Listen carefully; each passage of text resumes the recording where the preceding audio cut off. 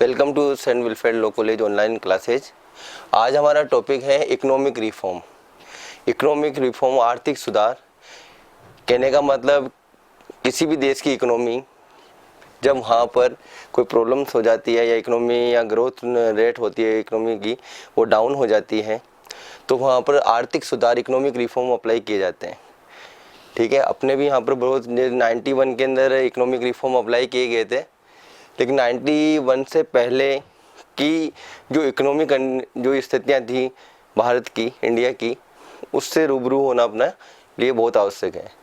1947 में देश आज़ाद हुआ। उसके बाद में सबसे पहले अपन ने जब प्लानिंग कमीशन के अकॉर्डिंग जो फर्स्ट 5 ईयर प्लान अप्लाई किया 1951 के अंदर, तो अपना फोकस रहा एग्रीकल्चर वगैरह पे। एग्रीकल्चर, फिर उसके बाद में इंडस्ट्री वगैरह। मेन कहने का मतलब आपका बेसिक इंफ्रास्ट्रक्चर है उसको सही करने के लिए, यानी अपन इस प्रकार से वहाँ पर इन चीज़ों पे डिपेंड हो रखे थे, एग्रीकल्चर पे, इंडस्ट्री वगैरह पे, कि हाँ हमें केवल एडजस्ट करना है, हमें हमारी वांट्स को पूरा करना है, ग्रोथ नहीं करनी, डेवलपमेंट नहीं करना, हमारी वांट्स पूरी करनी है केवल।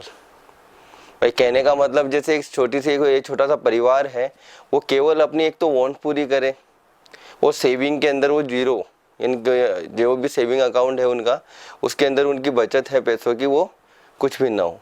तो यहाँ पर भी अपने ये सही रहा कि स्टार्टिंग के अंदर एग्रीकल्चर पे अपन ने इन्वेस्ट वगैरह किया अच्छा खासा, फिर इंडस्ट्री वगैरह पे किया।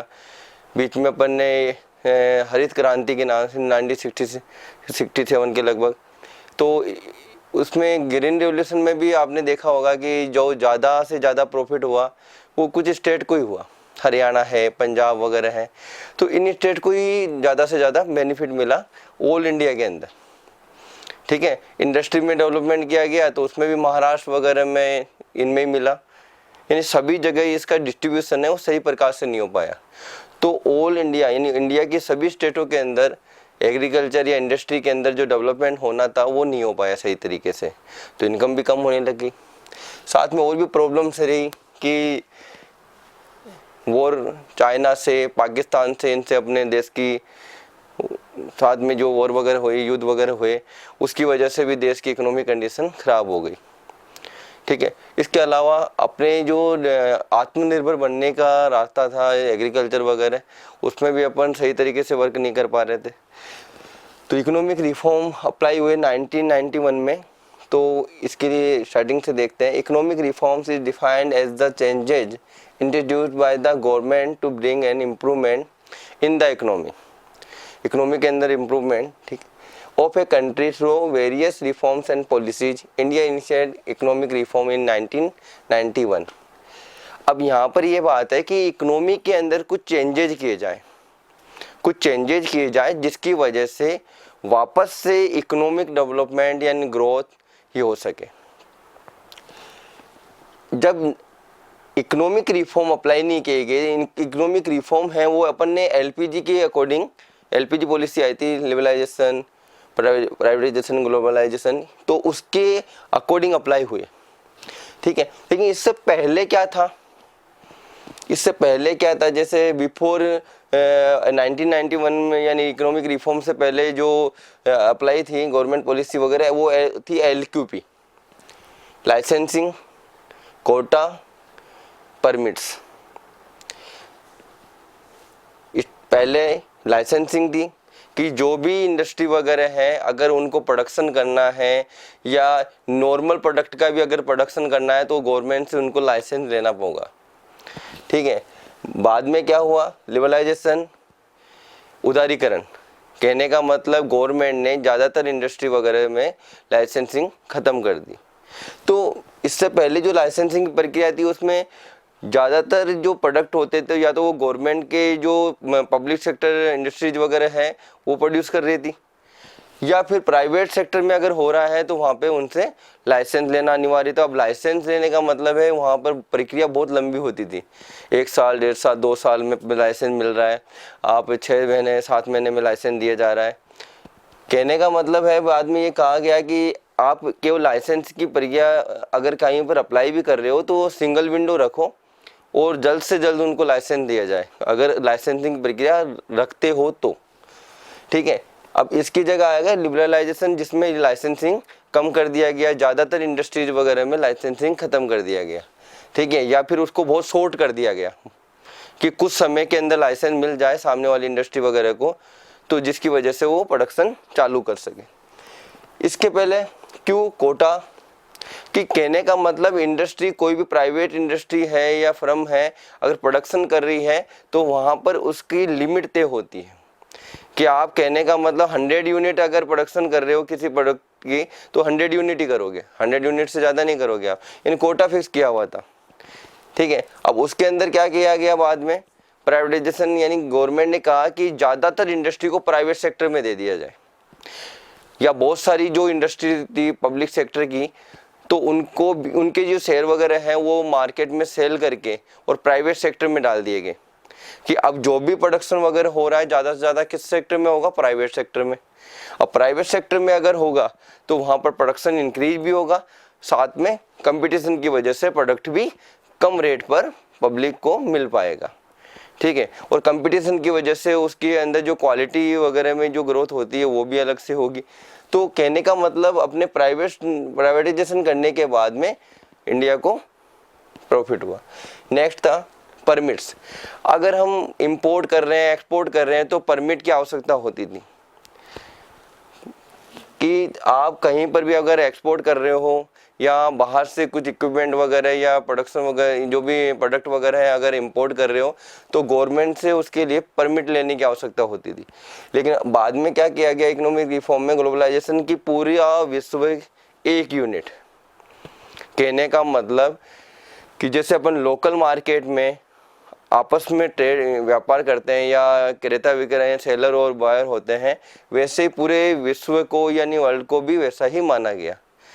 और ये प्रेशराइज किया गया कि आप फ्री ट्रेड को अपनाओ। फ्री ट्रेड का मतलब होता है कि आप जो बैरियर्स अप्लाई करते हो ट्रेड के ऊपर, कि आप एक्सपोर्ट इंपोर्ट के ऊपर जो बैरियर्स अप्लाई करते हो, जैसे टैरिफ है, कोटा वगैरह है, एक तरह से ये टैक्सेज वगैरह है जिनको गवर्नमेंट इंक्रीज करती है। और इसका रीजन क्या होता है कि गवर्नमेंट अपने इंडस्ट्री यानी देश क्या होता है, देश अपने डोमेस्टिक इंडस्ट्री को प्रोटेक्ट करने के लिए वर्क करता है।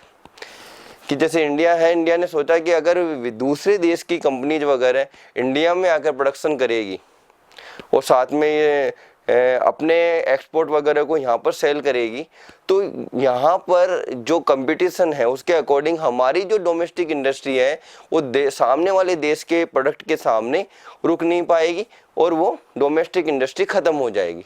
तो अपनी डोमेस्टिक इंडस्ट्री को प्रोटेक्ट करने के लिए अपन ने क्या किया, ट्रेड के ऊपर बहुत सारे बैरियर अप्लाई कर दिए। अब बैरियर्स के अंदर जैसे टैरिफ अप्लाई कर दिया, तो टैरिफ की वजह से यानी उनका टैक्सेज वगैरह इंक्रीज हो गया, और तो इस वजह से वहाँ पर जो प्राइस है उसकी बहुत ज़्यादा बढ़ गई, तो ज़्यादा महंगा सामान अपन खरीद नहीं पाते। ठीक है, तो आप जो एक्सपोर्ट है, इंपोर्ट है, इनके ऊपर जो बैरियर्स है वो हटा दें, चाहे उनकी जो उनके पहले रीजन चाहे वो इकोनॉमिक हो चाहे पॉलिटिकली रीजन हो, उनको हटाकर आप ग्लोबलाइजेशन की तरफ बढ़े कि पूरे विश्व से आप ट्रेड कर सकें। क्योंकि आप भी जानते हो कि अपने देश में अगर मान लीजिए हम हमारी जो सोर्सेज हैं, रिसोर्सेज वगैरह हैं, अगर उसको किसी एक्स फैक्टर में अप्लाई किसी एक्स प्रोडक्ट में अप्लाई करके ज़्यादा प्रोडक्शन कर सकते हैं, और वही जो रिसोर्सेज वगैरह हैं अगर वाई प्रोडक्ट में अप्लाई करते हैं तो प्रोडक्शन कम होता है। कहने का मतलब जो अपने लेबर्स हैं या सर्विस वगैरह हैं या जो अपने इन्वायरमेंट है यहाँ का इंडिया का, अगर किसी प्रोडक्ट को बनाने में अगर ज़्यादा सही तरीके से वर्क करता है, ज़्यादा प्रोडक्शन करता है या उसकी इफिशियंसी ज़्यादा रहती है एक्स प्रोडक्ट में, तो अपन को एक्स का ही प्रोडक्शन करना चाहिए। ठीक है, वाई जो प्रोडक्ट है अपन इंपोर्ट कर लेंगे क्योंकि कोई अदर कंट्री है वो कम कीमत पर उसको बना रहा होगा। अगर कोई दूसरा देश है वो उस प्रोडक्ट को अगर कम कीमत पर कम कॉस्ट पर बना रहा है तो अपन वहाँ से इंपोर्ट कर सकते हैं और एक्स प्रोडक्ट को अपन वहाँ पर सेल करके मुनाफा कमा सकते हैं। तो अपने देश के जो रिसोर्सेज वगैरह हैं उनको ऐसे प्रोडक्ट के प्रोडक्शन में अप्लाई किया जाना चाहिए जहाँ पर उनकी इफिशियंसी सबसे ज़्यादा हो। ठीक है, तो अपन ने ग्लोबलाइजेशन अपनाया तो ये एक तरह से सेट भाई LQP को रिप्लेस किया गया 1991 में LPG से। LQP के जगह अब LPG आ गया, ठीक है। अब यहाँ पर ये भी है कि ऐसा हुआ क्यों, अपने ये इकोनॉमिक रिफॉर्म वगैरह अप्लाई करने के कोई रीजन रहते हैं भाई, हमने ऐसा सोचा क्यों कि इकोनॉमिक रिफॉर्म अप्लाई कर दें अब। तो सबसे पहले है हाई फिस्कल डिफिशिएंट। कहने का मतलब आप इकोनॉमिक लैंग्वेज के अंदर फिस्कल डिफिशिएंट का मतलब है कि सरकार की गवर्नमेंट की जो इनकम है वो गवर्नमेंट के एक्सपेंडिचर से कम है। कि आपकी गवर्नमेंट की इनकम अगर गवर्नमेंट के एक्सपेंडिचर से अगर मान लीजिए कम है तो वहाँ पर गवर्नमेंट को जो डिफिशिएंट होगा, घाटा होगा, उसकी वजह से भी ये इकोनॉमिक रिफॉर्म अप्लाई किए गए। आप देखोगे यहाँ पर कि 5.4% ऑफ GDP इन 1981-82 में फिजिकल डिफिशिएंट रहा। फिजिकल डिफिशिएंट 1981-82 में 5.4% रहा, जो इंक्रीज होकर 1991 में 88.4% हो गया। कहने का मतलब आपका जो डिफिशिएंट है 5.4% से इंक्रीज होकर 8.4% हो गया, ठीक है। इस वजह से भी अपन को इकोनॉमिक रिफॉर्म की आवश्यकता हुई। नेक्स्ट है balance of payment, BOP crisis. अब मान लीजिए जो बैलेंस ऑफ पेमेंट होता है वो करंट अकाउंट और कैपिटल अकाउंट दोनों से मिलकर बना हुआ होता है। करंट अकाउंट जो एक्सपोर्ट इंपोर्ट वगैरह कर रहे हैं अपन प्रेजेंट टाइम में, ठीक है, जो लेन देन कर रहे हैं उसको शामिल करते हैं। इसके अलावा जो कैपिटल अकाउंट होता है उसके अंदर अपन ऋण वगैरह जो होते हैं उनका लेन देन वगैरह होता है। अब यहाँ पर अगर देखेंगे करंट अकाउंट डेफिशिएंट था वो 80-81 में लगभग 2214 करोड़ के लगभग था, जो इंक्रीज होकर 1991 के अंदर 17367 करोड़ के लगभग हो गया। तो बहुत ज़्यादा इंक्रीज हो गया, लगभग 1500 करोड़ के लगभग डिफरेंस आ गया। तो अपना डिफिशिएंट है करंट अकाउंट के अंदर लगातार इंक्रीज हो रहा था। ऐसे अगर हम कैपिटल डिफिशिएंट देखें तो 1980-81 में ये लगभग 12% ऑफ GDP था, कि GDP का 12% के लगभग ये डिफिशिएंट था। लेकिन ये इंक्रीज होकर 1991 में 23% ऑफ GDP हो गया। कि कहने का मतलब आप 12% से 23% इंक्रीज हुआ, लेकिन लगभग 11% का डिफरेंस आ गया इसके अंदर, ठीक है। तो एक बैलेंस ऑफ पेमेंट है वो भी लगातार नेगेटिव हुआ। कि अपन क्या करते थे, यहाँ पर एक्सपोर्ट कम होते थे और इंपोर्ट भी अपन कम करते थे। तो इंपोर्ट से ज़्यादा एक्सपोर्ट हो तब तो देश को बेनिफिट हो, लेकिन यहाँ पर इंडिया के अंदर उल्टा था कि एक्सपोर्ट तो कम हो रहे थे और इंपोर्ट थोड़े बढ़ते जा रहे थे, ठीक है। तो जो फॉरेन मनी का स्टॉक है वो भी लगातार कम होता जा रहा था। तो बैलेंस ऑफ पेमेंट है वो भी क्राइसिस वगैरह में डिफिशिएंट में चल रहा था। नेक्स्ट है fall in foreign exchange reserve.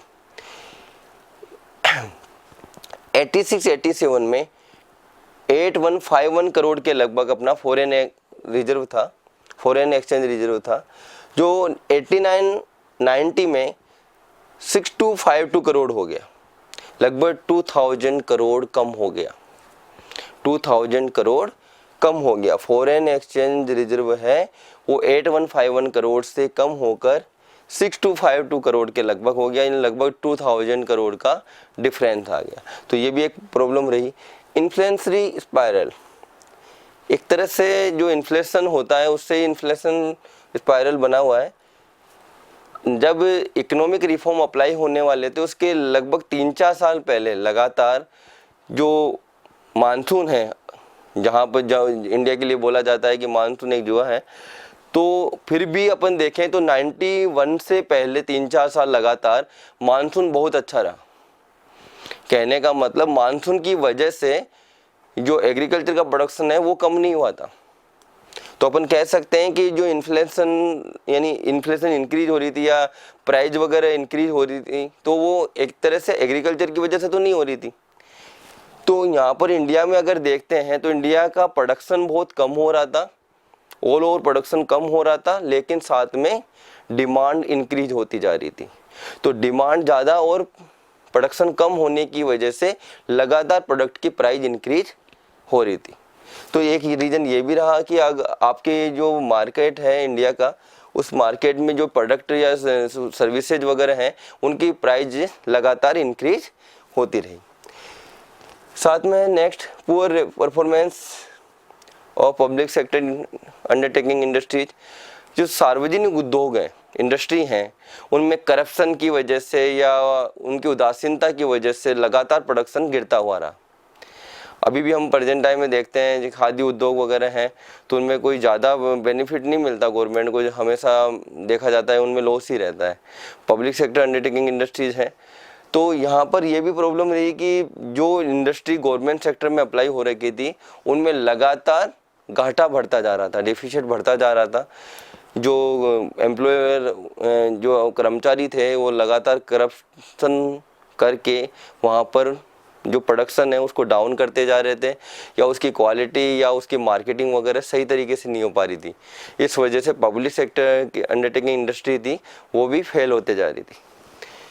ठीक है, तो ये भी कुछ रीजन्स वगैरह है। अब यहाँ पर एक बात और है कि जब 8th 5 ईयर प्लान अप्लाई होने वाला था, पंचवर्षीय योजना अप्लाई होने वाली थी, उससे पहले ही अपन ने 2 एनुअल प्लान्स वगैरह कर दिए। भाई इससे पहले क्या हुआ कि चाइना या पाकिस्तान से वॉर वगैरह हो गई, ग्रीन रेवोल्यूशन वगैरह भी कुछ स्टेट वगैरह में ही सीमित रह गया, लगातार गरीबी वगैरह बढ़ती जा रही थी, एक वो भी चुनौती थी।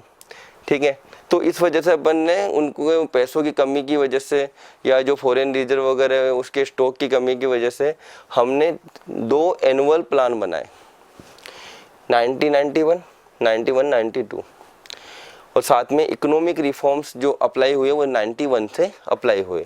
अब इकोनॉमिक रिफॉर्म्स अप्लाई करने के लिए जैसे मैंने रीजन बताए उसी के अकॉर्डिंग कुछ रीजन और भी थे कि planning is not output based. हमारी जो प्लानिंग हो रही थी, 5 ईयर प्लान अप्लाई हो रहे थे, वो आउटपुट बेस्ड नहीं थे। जैसे मान लीजिए अपन गरीबी हटाने के लिए कोई प्रोग्राम अप्लाई करते हैं तो उनमें सब्सिडी देंगे, या कहने का मतलब अपन ऐसा कुछ वर्क या प्रोग्राम अप्लाई करवाएंगे जहां पर गवर्नमेंट को आउटपुट नहीं मिलेगा। यानी कहने का मतलब मकान या भवन निर्माण के लिए आप पैसा दे रहे हो, आप सब्सिडी दे रहे हो, आप पेंशन वगैरह दे रहे हो, बहुत सारी चीज़ें, या बीपीएल वगैरह के लिए आप गेहूँ वगैरह की राशनिंग करवा रहे हो, तो बहुत सारी चीज़ें। कहने का मतलब आप लगभग 23 रुपये पर किलोग्राम के हिसाब से गेहूँ खरीदो। ठीक है, गवर्नमेंट सभी जो अप्लाई यानी जो भी एमएसपी मिनिमम सपोर्ट प्राइस के अकॉर्डिंग जो गेहूँ वगैरह खरीदती है, चाहे उसकी रेट 15, 16, 17 रुपये जो भी है, उसके बाद में उसके रख रखाव ट्रांसपोर्टेशन वगैरह को मिलाकर अगर 22-23 रुपये तक वो पहुँचती है, और लास्ट में जाकर वो बीपीएल को 2 रुपये किलोग्राम के हिसाब से वो सेल कर देती है। तो जो घाटा होगा वो कहाँ होगा? गवर्नमेंट के पास होगा। एक्स्ट्रा जो पैसा दिया गया वो कौन दे रहा है? सरकार दे रही है, गवर्नमेंट दे रही है। तो यहाँ पर जो 2 रुपये के किलोग्राम के हिसाब से आपको गेहूँ मिल रहा है, उसका जो पेमेंट है यानी जो पे किया जा रहा है वो लगभग 23 रुपये या 24 रुपये के हिसाब से गवर्नमेंट पे कर रही है। तो लगभग 1 किलोग्राम पे 22 रुपये का घाटा हो रहा है सरकार को। ये भी है। तो कहने का मतलब ये है कि गरीबी हटाने के लिए आपने जो बहुत सारे प्रोग्राम अप्लाई किए, प्लानिंग कमीशन वगैरह के द्वारा अप्लाई किए कराए गए, उनमें ज़्यादातर ऐसे रहे कि हमें आउटपुट नहीं मिला उसका। यानी कहने का मतलब हम कहीं इन्वेस्ट करते हैं या पैसा लगाते हैं या अप्लाई करते हैं तो हमें लगता है कि वहाँ से कुछ रिटर्न मिलेगा, ऐसा नहीं हुआ लेकिन। ठीक है, तो एक तो ये प्रॉब्लम रही। नो प्राइवेट, देश लगातार ये बोलता रहा, यानी जब से देश आज़ाद हुआ तब से ही गवर्नमेंट की पॉलिसी रही कि निजीकरण नहीं होना चाहिए, कि ज़्यादातर इंडस्ट्री वगैरह को गवर्नमेंट सेक्टर ने अपने पास रखा, पब्लिक सेक्टर ने अपने पास रखा। जो भी नॉर्मल इंडस्ट्री होती थी यानी जिन प्रोडक्ट का प्रोडक्शन आसानी से किया जा सकता था उनको भी सरकार ने अपने पास रखा। ठीक है, तो ये भी गलत रहा क्योंकि आपने ना तो प्रोडक्शन इंक्रीज कर पाए, साथ में करप्शन वगैरह इंक्रीज हो गया, जो प्रोडक्ट है उसकी क्वालिटी भी अच्छी नहीं कर पाए आप। ठीक है, साथ में जो डिमांड होती है उसके अकॉर्डिंग आप सप्लाई नहीं कर पाए। वॉर, चाइना पाकिस्तान से वॉर वगैरह हुई, मैंने आपको पहले बता दिया। नेशनलाइजेशन ऑफ बैंक्स, ये बहुत इंपॉर्टेंट था। आपने राष्ट्रीयकरण किया बैंकों का, तो जो प्राइवेट बैंक घाटे में चल रहे थे, तो राष्ट्रीयकरण या नेशनलाइजेशन करने की वजह से जो घाटे में बैंक चल रहे थे उनकी पूर्ति भी किनको करनी पड़ी, गवर्नमेंट को, सरकार को। तो यहाँ पर ये प्रॉब्लम भी आई कि आपने जो नेशनलाइजेशन किया बैंकों का, उसमें बहुत सारे बैंक ऐसे थे जो घाटे में चल रहे थे। उन घाटे में जो भी पूर्ति है या डिफरेंस था वो सारा का सारा गवर्नमेंट को अप्लाई करना पड़ा या फिल करना पड़ा। ठीक है। डिमोनेटाइजेशन, इसके अलावा हाउ स्टार्टेड, ये स्टार्ट कैसे हुआ उसमें देख लेते हैं। पीवी नरसिम्हा राव पीएम थे अपने, और साथ में मनमोहन सिंह अपने फाइनेंशियल मिनिस्टर थे। इन दोनों के नाम पर ही राव मनमोहन मॉडल बोला गया। 1991 के जो इकोनॉमिक रिफॉर्म मॉडल है या इकोनॉमिक रिफॉर्म किए गए, उसको राव मनमोहन मॉडल बोला गया था। ठीक है। अब यहाँ कैसे अप्लाई हुआ ये, यहाँ पर जैसे मैंने आप बताया, बहुत सारी बातें बताई कि हाँ यहाँ पर इकोनॉमिक रिफॉर्म वगैरह अप्लाई करने की ज़रूरत कहाँ थी। तो मैंने सारी बातें बताया आपको। हाँ, बैंकों का राष्ट्रीयकरण कर दिया गया था, planning is not output based. ठीक है। इसके अलावा आपकी फिजिकल डिफिशिएंट इंक्रीज हो रही थी, आपका फॉरेन एक्सचेंज रिजर्व है वो डाउन होता जा रहा था। ठीक है। इन्फ्लेशनरी स्पाइरल है वो भी डाउन हो रहा था, इंक्रीज हो रहा था, सॉरी। और poor performance of public sector undertaking industries वगैरह। तो इन वजह से अपन को इनकी जरूरत पड़ी, पैसों की आवश्यकता हुई, गवर्नमेंट को बहुत सारा पैसा चाहिए था। अब गवर्नमेंट पैसों के लिए कहाँ पहुंच गई, आईएमएफ के पास, इंटरनेशनल मॉनेटरी फंड। तो आईएमएफ के पास पहुंची, तो आईएमएफ ने पैसा तो देना, आईएमएफ ने कह दिया कि हाँ चलो ठीक है हम पैसा दे देंगे आपको, लेकिन हमारी बहुत सारी कंडीशन है। फर्स्ट कंडीशन उसने कही एक्सचेंज रेट को डाउन करो। भाई डॉलर के मुकाबले जो रुपए की वैल्यू होती है, मनी होती है, यानी उसके प्राइस, रुपए और डॉलर को अपन जो एक्सचेंज रेट में कन्वर्ट करते हैं उसको डाउन करो। कि जैसे मान लीजिए एक एग्जाम्पल के तौर पे देखते हैं कि एक $1 के इक्विवेलेंट 21 रुपीज़ है, इसको डाउन करके आप लगभग 27 पर ले जाओ कि $1 में रुपए की वैल्यू 27 रुपीज़ रहेगी। तो इससे क्या होगा, एक तो आपका एक्सपोर्ट इंक्रीज हो जाएगा, क्योंकि आपकी मनी की जब वैल्यूएशन डाउन होती है, गिरती है, तो सामने वाले देश के लिए एक्सपोर्ट जो वो देश आपको करेगा वो उसके लिए अच्छे बेनिफिट देने वाले हो जाएंगे, और साथ में इंपोर्ट बहुत सस्ते हो जाएंगे। अपन अगर किसी देश को एक्सपोर्ट करते हैं, वो इसके सामने वाले देश के लिए इंपोर्ट है, तो उस देश के लिए इंपोर्ट सस्ते हो गए, और साथ में वो जब वो देश एक्सपोर्ट करता है या अपना देश इंपोर्ट करता है तो अपने लिए वो महंगे हो गए। तो इंपोर्ट जब महंगे होते हैं तो अपना देश इंपोर्ट कम करेगा, और एक्सपोर्ट जब सामने वाले देश के लिए सस्ते हो रहे हैं तो एक्सपोर्ट अपना इंक्रीज हो जाएगा।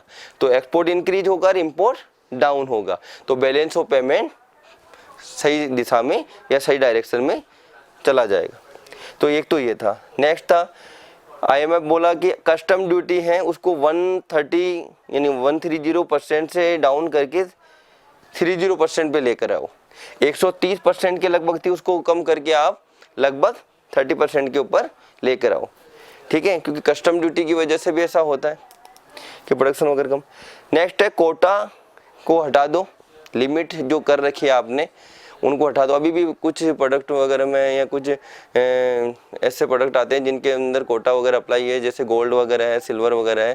ठीक है, उनको लिमिट में लाना होता है कि अगर किसी दूसरे देश से अपन इंपोर्ट वगैरह करते हैं तो उसका कोटा फिक्स होता है। ठीक है, तो ये भी था, कोटा वगैरह हटा दिया गया। साथ में लाइसेंसिंग की प्रक्रिया है उसको कम कर दिया गया, जहाँ बहुत आवश्यक है तभी अप्लाई किया जाए, और उसमें भी बहुत समय कम कर दिया जाए कि आप कम समय के अंदर लाइसेंस सामने वाली फर्म को दे दें। नेक्स्ट था, गवर्नमेंट एक्सपेंडिचर को डाउन किया जाए। अपन पेंशन, डिफेंस, ठीक है, नेचुरल डिजास्टर वगैरह इनके अंदर पैसा खर्च करते हैं, और इन चीज़ों में क्या है, जो जितना पैसा अपन खर्च कर रहे हैं, स्पेंड कर रहे हैं, वो आउटपुट बेस्ड नहीं है, यानी आपको वहाँ से आउटपुट नहीं मिलेगा। प्रोडक्टिव एक्सपेंडिचर नहीं है ये। ठीक है, इनप्रोडक्टिव है कि पेंशन्स वगैरह है या डिफेंस में आप खर्चा कर रहे हो या ये पैसा इन्वेस्ट कर रहे हो, या नेशनल डिजास्टर है उसको डाउन करने की कोशिश करो, कंट्रोल करने की कोशिश करो, डैम वगैरह बनाओ पानी के लिए जिसकी वजह से वहाँ पर प्रॉब्लम ख़त्म हो जाए। ठीक है, तो बहुत सारी चीज़ें हैं उसको थोड़ा सही किया जाए जिसकी वजह से गवर्नमेंट एक्सपेंडिचर सही हो सके। तो सरकार को सरकारी व्यय कम करना चाहिए। अब चलो आते हैं मैन कि अपने 1991 के जो इकोनॉमिक रिफॉर्म है वो एलपीजी के अकॉर्डिंग अप्लाई हुए, लिबरलाइजेशन, प्राइवेटाइजेशन और ग्लोबलाइजेशन। ठीक है, उदारीकरण, लाइसेंसिंग की प्रक्रिया है वो ख़त्म की गई। प्राइवेटाइजेशन, गवर्नमेंट अब पब्लिक सेक्टर अंडरटेकिंग इंडस्ट्री वगैरह थी उनको प्राइवेट सेक्टर में सेल कर दिए गए, या उनके शेयर वगैरह हैं वो सेल कर दिए गए, यानी उनका निजीकरण कर दिया गया। ग्लोबलाइजेशन, जो बैरियर्स थे एक्सपोर्ट इंपोर्ट पर वो हटा दिए गए। अपना देश पूरे विश्व में किसी भी देश से व्यापार कर सकता था, तो जितने वो फ्री ट्रेड वाली स्थिति आ गई कि अपन आराम से इंपोर्ट एक्सपोर्ट कर सकते हैं, जिसकी वजह से अपना फॉरेन रिजर्व जो स्टॉक है वो इंक्रीज हो जाए। तो इसको भी फर्स्ट जनरेशन के अकॉर्डिंग 1991-96 के अंदर लेते हैं अपन इकोनॉमिक रिफॉर्म को। तो फर्स्ट है इंडस्ट्रियल रिफॉर्म। इंडस्ट्रियल रिफॉर्म के अंदर पाया अपन ने कि लाइसेंसिंग वगैरह को हटा दिया जाए, कम कर दिया जाए और कोटा को बंद कर दिया जाए, यानी कोटा ये कहने मैंने वही अभी बताया था कि लिमिट तय कर दिया जाए, वो हटा दी। Next second financial reform. Financial reform basically banking reform के नाम से भी जाने जाते हैं। बैंकिंग रिफॉर्म यानी बैंकिंग सेक्टर के अंदर जो सुधार किए गए उसके लिए हम फाइनेंशियल रिफॉर्म के लिए कहते हैं। नेक्स्ट था फिस्कल रिफॉर्म। फिस्कल रिफॉर्म्स का मतलब है कि आपके जो आर्थिक राजकोषीय सुधार हैं वो सेंट्रल गवर्नमेंट के साथ साथ स्टेट गवर्नमेंट में अप्लाई किए जाए। टैक्स है या एक्सपेंडिचर वगैरह है उनका, उसको सही किया जाए। ठीक है, इसके अलावा फॉरेन ट्रेड और पॉलिटिकल रिफॉर्म। इसमें अपन कह सकते हैं कि फॉरेन ट्रेड, जैसे मैंने अभी कहा आपको, फ्री ट्रेड अप्लाई किया जाए। फ्री ट्रेड अप्लाई होने से क्या होगा, ये एक्सपोर्ट इंक्रीज होंगे और इंपोर्ट भी इंक्रीज होंगे। और ये मानना गलत होता है कई बार कि हम अपने डोमेस्टिक इंडस्ट्री को प्रोटेक्ट करने के लिए फ्री ट्रेड को अप्लाई नहीं करते। अगर सपोज हम डोमेस्टिक इंडस्ट्री को प्रोटेक्ट कर रहे हैं, तो अगर हम इंपोर्ट भी अगर इंक्रीज करते हैं, तो इंपोर्ट में बहुत सारी सर्विसेज आती हैं, इक्विपमेंट वगैरह भी आते हैं। अगर वो सही कीमत पर अगर दूसरे देशों से अपन को मिलते हैं तो हम प्रोडक्शन वगैरह ज़्यादा कर सकते हैं, सही तरीके से प्रोडक्शन इंक्रीज कर सकते हैं। तो यहाँ पर यह बात भी है कि आप इंपोर्ट में भी ये मत सोचिए कि इंपोर्ट करेंगे तो डोमेस्टिक इंडस्ट्री खत्म हो जाएगी। डोमेस्टिक इंडस्ट्री कैसे खत्म होगी? इक्विपमेंट वगैरह है, अच्छी सर्विसेज वगैरह है, वो दूसरे देशों में अगर अपने देश से बेटर बनती है तो अपने देश को मंगानी चाहिए, और अपने देश से अगर कम कीमत पर आ रही है तो वहाँ से इंपोर्ट करना चाहिए, और अपने जो रिसोर्सेज वगैरह हैं उनको उस प्रोडक्ट के अंदर लगाना चाहिए जहाँ पर वो इफ़िशियंसी है उसकी, साथ में वो कम कीमत पर उसको प्रोड्यूस कर सकता है। तो हम उन सेक्टर के अंदर प्रोडक्शन इंक्रीज करेंगे, जो नहीं मिल रहा है, जब महंगा हो रहा है या एफिशिएंसी अपनी डाउन है, वो दूसरे देश से मंगवा लेंगे। सिंपल सी बात है। एप्पल अपन कश्मीर से, हिमाचल से, यहाँ से मंगाते हैं। राजस्थान में अगर बैठे हैं तो हिमाचल से या कश्मीर से एप्पल वगैरह मंगा कर खाते हैं। राजस्थान में बाजरा वो अच्छा होता है, तो बाजरा यहाँ पर सस्ता रहता है। तो अपन दोनों व्यापार करेंगे, एप्पल वहाँ से मंगा लेंगे। गर्मी के लिए अगर कश्मीर अगर डिमांड करता है बाजरे की, तो राजस्थान बाजरा वहाँ पर एक्सपोर्ट कर देगा। तो दोनों का काम हो रहा है। ठीक है, थैंक यू।